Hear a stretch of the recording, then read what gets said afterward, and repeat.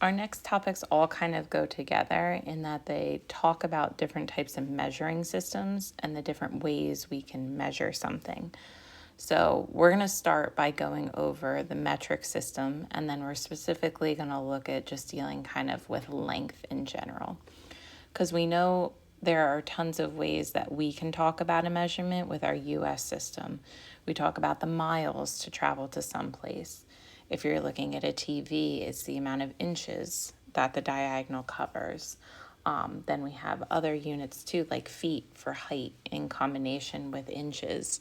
So we have these different measurements, but other places use the metric system. And realistically, this is kind of the more general one. We're one of the very few countries that does not use the metric system. So if you take a science class, though, you're going to see you will use the metric system there because things work very, very nicely. So we're going to first just go over that entire system, and then we'll specifically just look at dealing with length with our system and the metric. So there are three basic terms used to measure the three different things we measure in general. So we could measure length of an object or distance from one place to another. We can measure mass, which is how much space something is, or how much something weighs based on its density and a couple other things. And then there's volume, which is how much space something takes up. So for the metric system, each one of these has a basic term or a basic unit. So for length, that basic unit is the meter, which is denoted with an M. For mass, it's the gram, which is denoted with a G. And then last up is the liter, which you'll see either denoted as a capital L or also possibly a cursive L. I like the capital just so it makes it pretty clear. If you use a lowercase L that's not cursive, then it gets a little bit fuzzy because it kind of looks like a 1 as well. So for each of these basic units, the word in front of it will basically give you a size comparison. So for us, if I talk about feet, I immediately know that it's likely the height of a person. Whereas if I'm talking about miles, it's typically a longer distance, and feet isn't going to be the measurement that makes sense. So same idea with the metric system. So in front of the M, G, and L, or the meter, the gram, and the liter, you can put a bunch of different prefixes. So our biggest prefix is kilo. Then we've got hecto. Then it's deca with a K. In the middle is going to be this base unit. So it gives that size comparison to the standard unit. If we go smaller, we've got deci, then centi, and milli. Okay. So again, you have your basic unit to start with, smack dab in the center, which is going to be the meter, the gram, or the liter. Okay. If I go up one level, what you would do is you would put a DA in front of it. So decameter, decagram, decaliter. And the nice thing is this is all going to be in powers of 10. So if I move up 1, it's just like those positional values. It's 10 times the amount. So this you can think of as it's 10 to the first power, which means it's 10 times the base unit. Okay. If I go up to hecto, that's denoted with an H. This is another power of 10, so it is 100 times the base unit. Okay. Then kilo is our biggest, that's with a K. This is 10 to the third, or 1,000 times the base unit. Okay. So our base unit is essentially that 10 to the 0 position. It's the standard size. Now, if I go down, this is going to give me smaller measurements. So the way we're going to indicate that is going to be with negative exponents. So deci is our first smallest one. D is the only one that has a repeat letter, so that's why this one gets a DA. It's the bigger quantity. Just a D will be for deci. Okay? And so what this actually is, instead of being 10 times the base unit, instead of multiplying, we're going to divide. So this is actually 1/10 of the base unit. That's actually 10 to the -1, okay? So when you multiply by 10, you're adding an exponent. This is basically now going the opposite direction, so you're subtracting an exponent. So centi is denoted with a C, and this is 10 to the -2, or 1/100th of the base unit. Milli, we put an M out front, and this is that 1/1000th of the base unit. Okay. So if you can really write these symbols down in order, you can easily convert in the metric system. So there is a phrase, there's a couple. The one that I remember is in order. You can say King Henry died by drinking chocolate milk.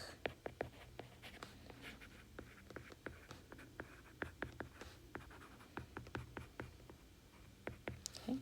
And this gives you the letters of everything in order. King Henry died by drinking chocolate milk.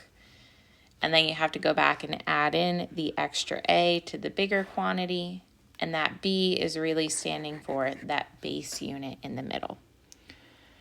So when I go through to change units within the metric system, it's as simple as counting how many spaces it moves over. Because remember, powers of 10 is ultimately just a placeholder. You're changing the position of the placeholder. So just to kind of show you, if I go through my meters, running through my phrase, King Henry died by drinking chocolate milk. I need to add the extra A here. And then my base unit for length is meters, so all of these get an M attached to it. So if I want to give you an example, we'll kind of use this. If I want to go from a smaller to a larger quantity, we're going to move the decimal one place for every basically larger unit of measure we travel. So if I think about going from centimeters to hectometers, all I need to do is count. This goes 1, 2, 3, 4 spaces to the left. So I'm going to move that decimal placeholder 4 spaces to the left. Okay. Then if we do the same thing with grams, you run through your phrase, King Henry died by drinking chocolate milk. And this time that base unit is grams. So everything gets a G. And likewise for liters, King Henry died by drinking chocolate milk. Liters gets an L attached to it all. So say I want to go from a larger quantity to a smaller quantity. So in this instance, let's look at kiloliters. Oh, wrong tool. And we'll go to milliliters. Okay. I'm going to count how many spaces I move, which is 1, 2, 3, 4, 5, 6. And all I'm going to do is move my decimal 6 places to the right because I went right on this chart. Okay. So let's try quite a few examples of this. We're going to convert the unit to the indicated one. So again, every single one of these problems, first thing I do is run through my phrase, and then I'm going to add in that base unit. And here that base unit is going to be the meter. So we've got King Henry died by drinking chocolate milk, and then everything gets an M attached to it. We're starting at kilometers and going to meters. So if I'm starting here, I'm moving 1, 2, 3 spaces to the right. So we're going to do exactly that to the decimal. move the decimal 3 to the right.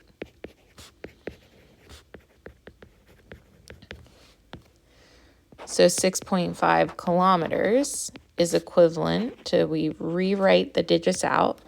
The decimal's currently sitting here, and I need to move it 1, 2, 3 places to the right. And then in those blank spots, we just fill in zeros.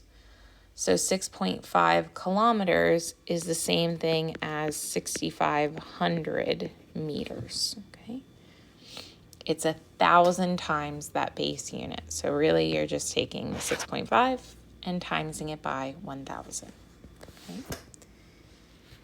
If I want to go 6.5 kilometers to millimeters, same thing, run through my phrase, or I can just really use the chart above it. We've got King Henry died by drinking chocolate milk. And then we're still using meters as that base unit. We are starting at kilometers and going to millimeters, and that's going to be 1, 2, 3, 4, 5, 6 spaces right.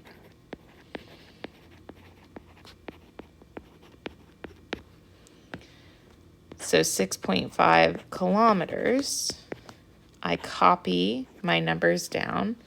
My decimal starting right here, and it needs to move 1, 2, 3, 4, 5, 6 spaces to the right. And then we fill in all of these lumps with zeros.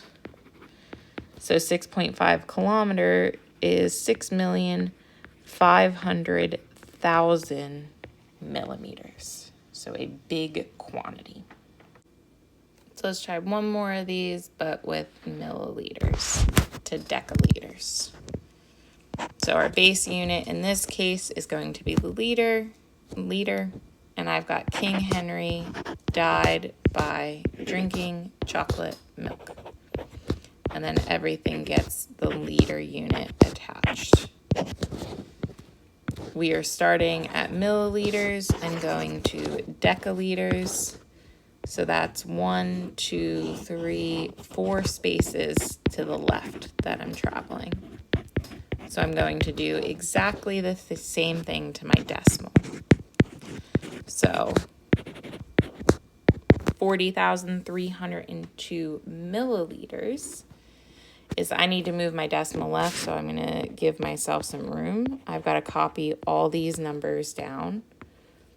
My decimal is currently sitting right here, and it needs to move 1, 2, 3, 4 spaces to the left.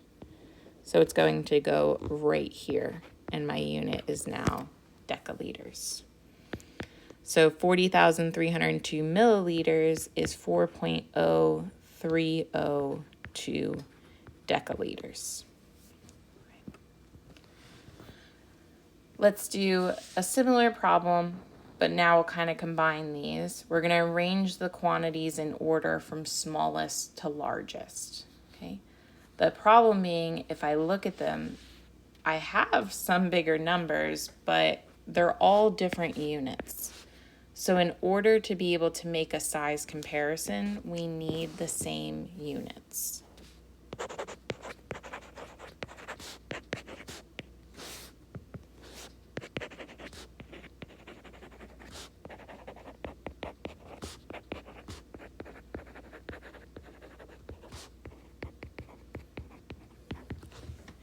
I would not bother converting all 3 of them. That would be a little bit complicated to do. So instead, I'll keep 1 unit, and it's going to make sense if I can keep the base unit to keep the base unit. So we'll go ahead and we'll do the conversions for these 2 grams. So in this case, because I'm doing a lot of conversions, I'm just going to run through my King Henry died by drinking chocolate milk, and everything is in grams.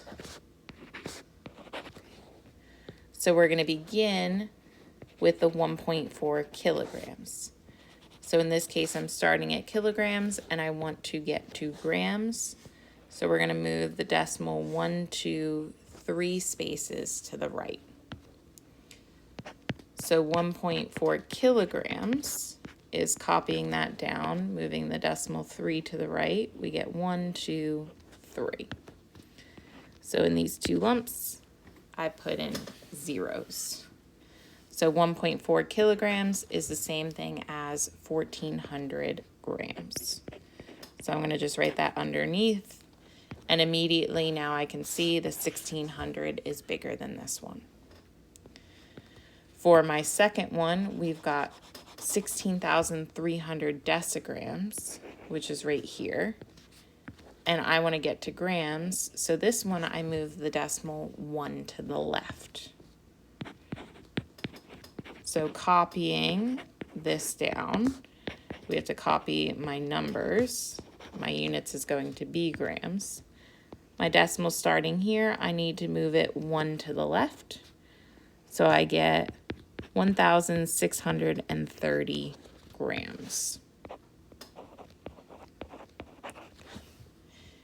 Now everything is in that same comparison. I can actually order these from smallest to largest.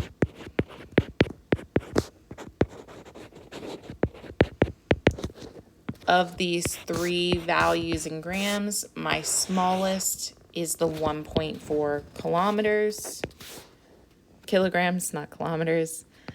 Then my middle one is going to be the 1,600 grams. And then my biggest quantity is this one here, which is the 16,300 decigrams. So smallest to largest is 1.4 kilograms. Then it's 1,600 grams. And finally, 16,300 decigrams. Okay. Now, in general, if I'm not working with the metric system, it's not as straightforward to convert between units. So if you think about our standard system, if you look at inches to feet, there are 12 inches in 1 foot. And then there are 3 feet in a yard. And there's 5,280 feet in 1 mile. The numbers aren't as nice as moving a decimal place. So in this case, when we want to change from one set of units to another, we're going to do this through multiplication, and this is using a conversion factor. Okay. So what you're going to do is you're going to multiply the given quantity by a conversion factor, and it will change the units for you. So to give you an example of this, we know that 1 minute is equivalent to 60 seconds. So we ultimately have 2 different conversion factors here. Okay.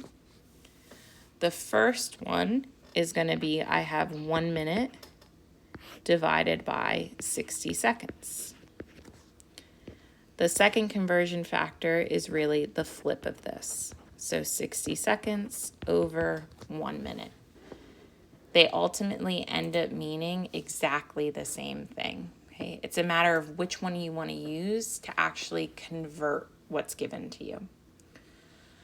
So before we get into more complicated examples, let's try this with actual numbers. So I can convert 540 seconds. I don't need a conversion factor to do this. All I really am going to do is divide it by 60. That's how many minutes there are.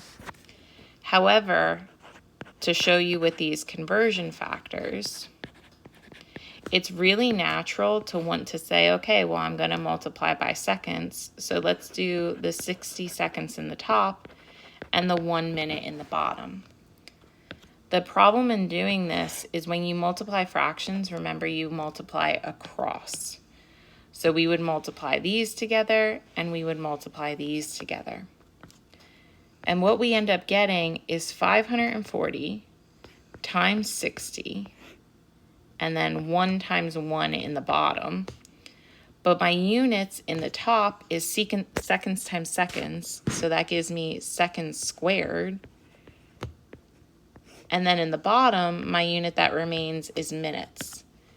And I honestly have zero idea what this unit is. It's definitely not telling me minutes. So the conversion factor that I actually want to use is when I have 540 seconds, you can think of that still as 540 over 1. To get rid of the seconds unit, you want to put it in the opposite location because this will make the seconds cancel. And then if I leave the minutes in the top, the only unit remaining is minutes. So filling in those numbers, I know 1 minute is the same as 60 seconds. So multiplying all these numbers out, you get 540 times 1. Realistically, you can just ignore all of the ones. And the only unit that remains is minutes. So 540 divided by 60 will give us 9. And 540 seconds is equivalent to 9 minutes. Okay. So again, just be conscientious of the current location. You're going to put it in the opposite to have it cancel. So let's just try a couple examples where we're given these conversion factors up here at the top. 2.54 centimeters is equivalent to 1 inch, and 1 mile is equivalent to 5,280 feet. The first thing we're going to convert is 2 miles all the way down to inches. Okay. So I'm starting with 2 miles, and I need to change this unit out. So again, I can put this over a 1 if that helps me out, but I need to get rid of the miles unit. So the location it's going to go in is the bottom. So this way the miles over miles cancels. And unfortunately, I don't know how many inches are in a mile, but I do have this conversion. I know 1 mile is equivalent to 5,280 feet. Okay. The problem is this leaves me with feet as my unit, and I don't want that. I need to now convert it to inches. So same thing again, I've got feet in the top. To cancel it out, I want to put feet in the bottom, because now these two will cancel. And I do have a conversion between feet and inches. I know 1 foot is equivalent to 12 inches. So essentially, I'm just multiplying by 1. It's not changing anything at all. So all that's left is to do all this multiplication with these numbers. In the top, we have 2, 5,280, and 12. And in the bottom, you just have a bunch of 1s, so those do absolutely nothing. And the only unit remaining is inches. Okay. So going through the multiplication in the top, 2 miles is equivalent to 126,720 inches. Okay. Trying another one of these, we want to go 80 miles per hour to feet per minute. So this one you have to be a little bit careful with. 80 miles per hour you can actually write as a fraction. You are going 80 miles in 1 hour. Okay. So there are ultimately 2 things I need to change here. I need to change miles to feet, and then I also need to change the hours to minutes. So I'm going to start with the miles and feet.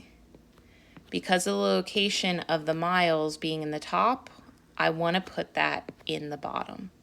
So miles will have to go down here.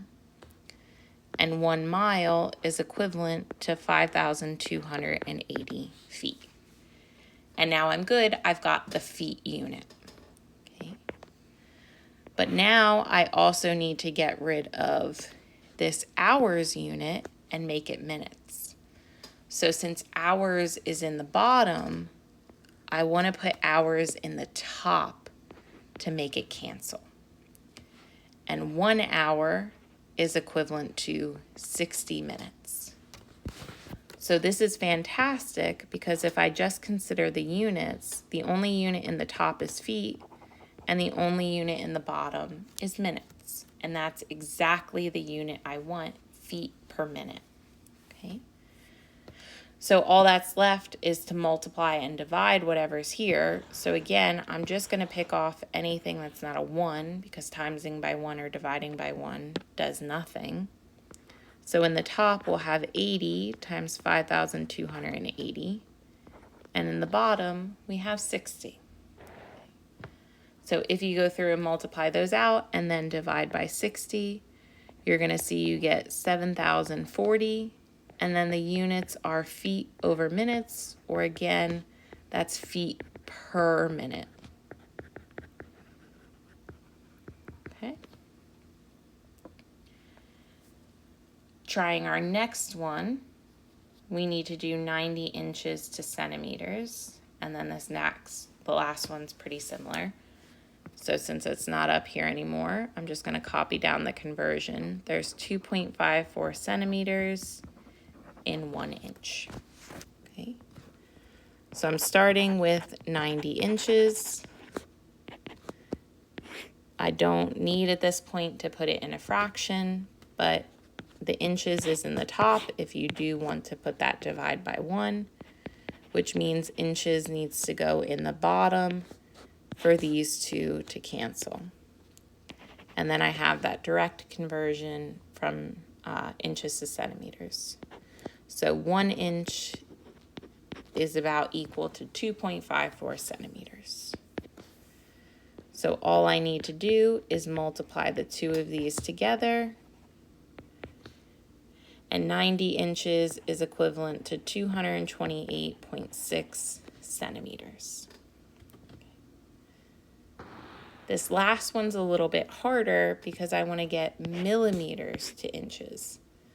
The problem is we don't have a conversion immediately between these two. Okay. But what I can do is I can get millimeters to centimeters because this is within the metric system. And then from centimeters, I have that connection to inches.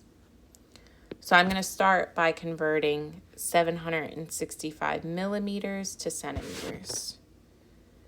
So going through my phrase, King Henry died by drinking chocolate milk. And then we're using the meter here. We are starting with millimeters and going 2 centimeters.